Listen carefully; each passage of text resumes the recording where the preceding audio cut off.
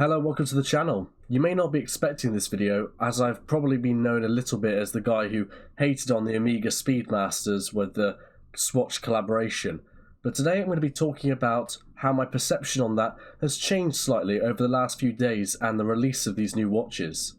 So sit tight as I explain what I do like about these watches and what I think is great about them, and what still does concern me a bit about them. So let's get into it.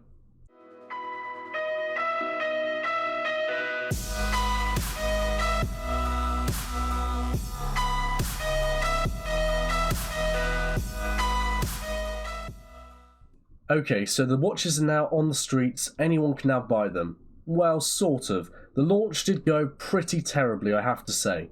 There were absolutely massive queues around the Swatch boutiques. If you haven't seen already, they were worldwide queues. Massive queues. Places sold out really quickly, and there's people now flipping them on eBay for extortionate amounts. So not the best experience, I have to say. I did not go out to try and get one of these watches because I knew something like this would happen, and I'm really glad I didn't go out. But I will be waiting until these go online and you can buy them through Swatch directly, and I'll be buying one then. But I want to give them a little bit of credit here because I think they've done something that not many people have picked up on, and it's quite a good thing. A lot of people that I know that don't like watches or never really got into watches are really quite scared of entering a boutique for the first time. They feel like they're going to be frowned upon or sort of ushered out. But this made people that never would have gone into a boutique go to a boutique because it was the only way of getting these Swatch watches. So I feel like that was a really good thing that Swatch did.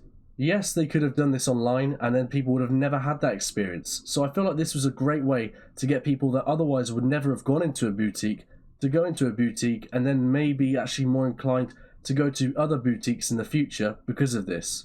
So as I suggested at the start of the video, my perception on these watches has changed slightly, and the reason that is I've taken into account a lot of the feedback that's been given on my first video of this watch, as well as I've seen other people's videos and just the feedback in general from the community. And what I've learned is the actual value of these watches, and I don't mean the economic value or the value for money with these watches, but instead the value you get by bringing people into the community that may have never otherwise touched a watch. By making these watches so accessible, you're bringing people in to the watch community and hopefully are going to make them stick around for a bit, which is obviously going to grow the watch community, and it's just better for everyone involved. This is obviously going to be a very good thing for the Swatch group and in turn Omega, because therefore they're going to have a better cash flow and are going to be able to invest in other projects in the future. Now, something I did mention in my previous video, but I want to mention once again, is the colour schemes of these watches. I think it's really impressive the way they've captured different colours relating to different planets, and that just means it's really nice to be able to have the selection, as well as it's going to be great for the collectors, because you may be able to buy a watch now, and then a few years down the line, you want to buy another watch. It just freshens it up, a different dial, maybe a different strap. It then means you can start a collection and start a little hobby and get more people into the watch community. But these watches aren't just for the people that are getting into the watch community. These are also great for the people that are already in the watch community and are really avid collectors already. This means that people can expand their collections with relatively small investments compared to previous models that Omega have released. But this watch does seem like a really good piece of equipment and good value for money. Now, I haven't actually had hands-on experience with it yet, but from what I've seen from other people, it having a sort of acrylic, I believe, or maybe hardlex crystal, while not the best, it does mimic the original crystal, as well as it not having metal casing instead of the bioceramic, but it does have an ETA movement inside, which is a mecha quartz movement, and it's obviously a chronograph that has the Omega seal on it. Now that is just great value for money for £200. Now in closing, I feel like if Omega do this properly and they keep the momentum of this watch game going strong, we could be on for an absolute winner. Omega could topple other brands like Rolex potentially if they keep this momentum going. Now I don't mean obviously the queues outside of Swatch. I know that that's just because this is the first time there's in connotations, a cheap Omega. And I know that's just day one hype and that's going to die down.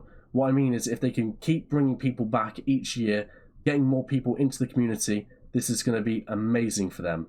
However, and there is a big however, if Omega gets too greedy, they release these models maybe every couple months, I feel like they could really damage their brand integrity, and people are going to start to see them as a greedy sort of company that's just trying to milk that cash cow. I really hope this doesn't happen, and I really hope instead the momentum keeps building and Amiga just keeps hitting winners. I hope you've enjoyed this video. If you have, make sure to leave a like and a comment saying so.